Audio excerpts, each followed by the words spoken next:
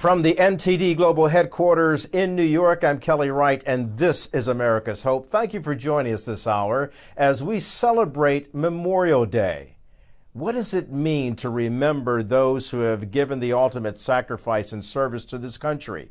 We're going to be talking to people about that, as well as what's happening with veterans and active duty military people. America's Hope starts now.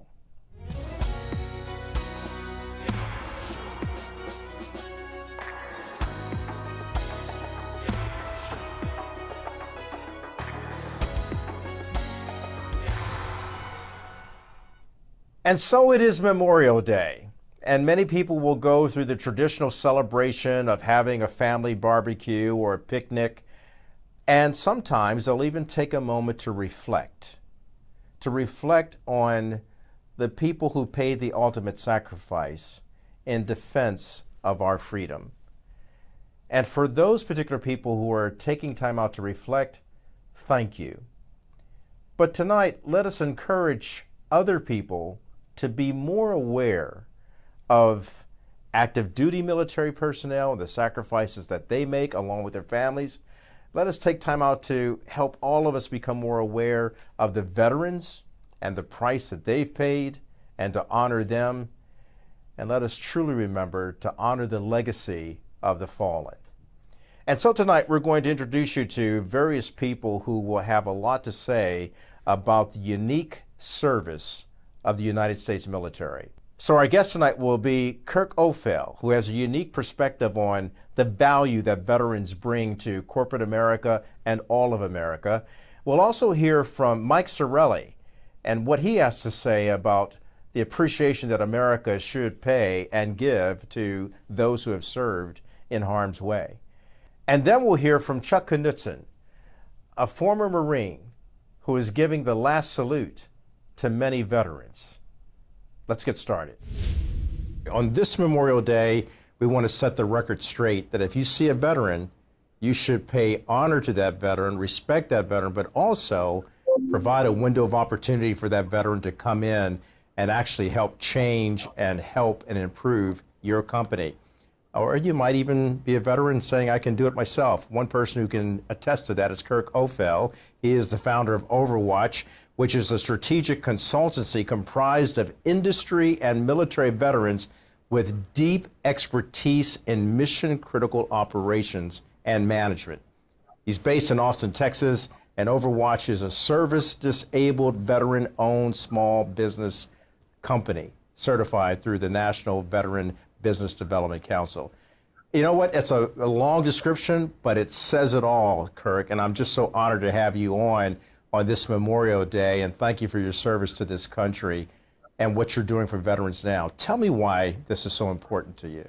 Thanks for having me on your show. It's an honor. Thank you. And it's a privilege to talk about what we do, right? So, yeah, you said it, it's a mouthful, but it's a technology industry. And at the end of the day, our mission is to help our clients build emerging technology stacks that improve the lives of everyone around the world. And what does that mean, right? It means that we're building the sky for the cloud and we build the home for AI. But our real purpose as a business is something that transcends beyond technology.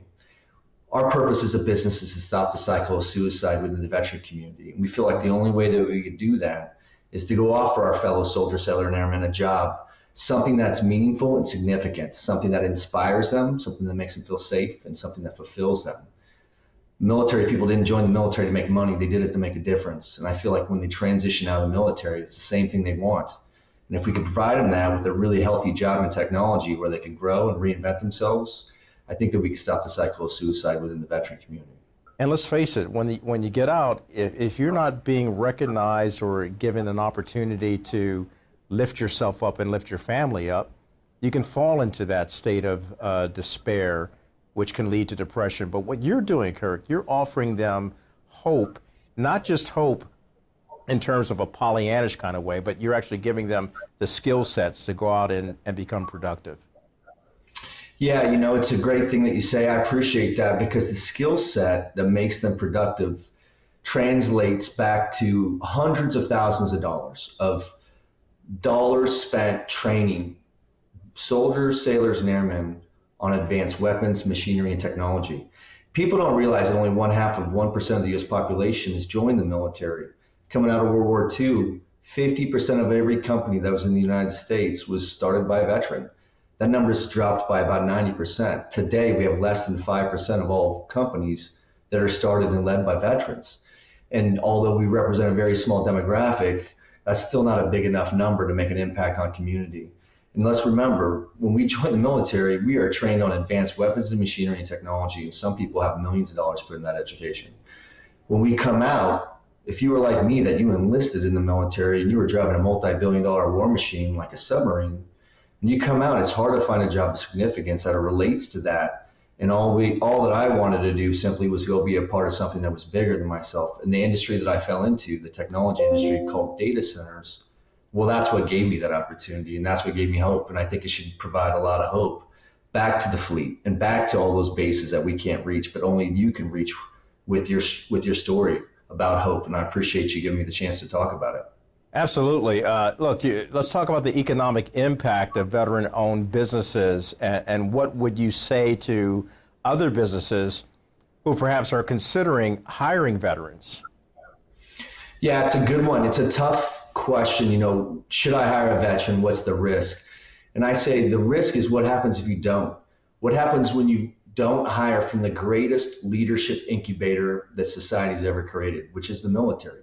The military has conditioned everybody from a left seat to right seat cockpit mentality. We don't look for handouts, we just look for hand ups. And it's our duty when we get to the top of the mountain to reach back and help someone behind us get to the top as well. I think it's good that we can advise young men and women, especially in this day and age, Kirk, to really understand the value of serving in the U.S. military. The reality is you and I were a part of the greatest fraternity in the world, and it's also the greatest sorority in the world. It's the most diversity-based organization in the world, and that's the U.S. military. And I think that a lot of people that join, they're like you and I. I mean, I enlisted. I went to college because society has a very homogenous construct for how I should live my life. I should graduate high school with good grades and go to the best college I could. And I did, and I still wasn't fulfilled, and I was not happy until I enlisted in the Navy, and I got everything I wanted. I still was able to grow forward. I was able to fail forward, but I learned real meaningful skills that transcend into corporate America. And I learned how to have a stronger and healthier emotional range on how to be a stronger leader. And that's something that I wouldn't have found on a college campus, especially in the college campuses that we're watching today. And your service in the military, how did it prepare you for what you're doing today? I was blessed. Every man in my lineage is former military, going back multiple generations. My father was 18 in Vietnam loading bombs in F-4. He came out of the military 24 years later with a bachelor's from Boise State and a master's from OU. So I was raised by a Mustang, a former enlisted turned officer. And then I enlisted myself. I have a brother that was an officer. I have another brother that was enlisted.